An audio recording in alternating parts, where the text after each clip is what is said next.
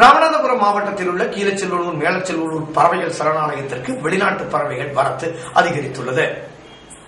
ராமநாதபுரம் மாவட்டத்தில் கீழச்செல்வனூர் மேலச்செல்வனூர் பறவைகள் சரணாலயத்திற்கு தற்பொழுது வெளிநாட்டு பறவைகள் அதிக அளவு வர துவங்கியுள்ளன.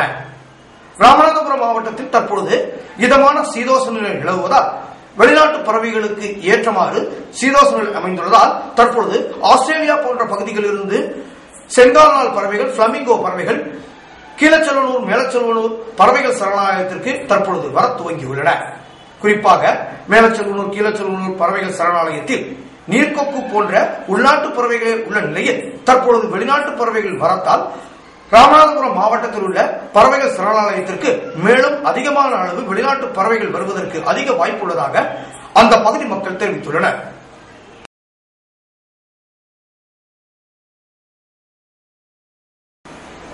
மேலும் அபர்ணாவின் தலைப்புச் செய்திகள்.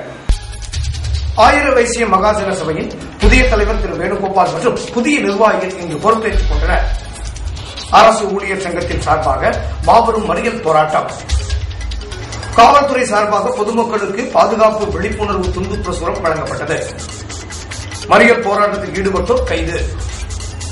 மாவட்டத்தில் உள்ள கீழச்செல்வனூர் மேலச்செல்வனூர் பறவைகள் சரணாலயத்தில் வெளிநாட்டு பறவைகள் குவிந்துள்ளன.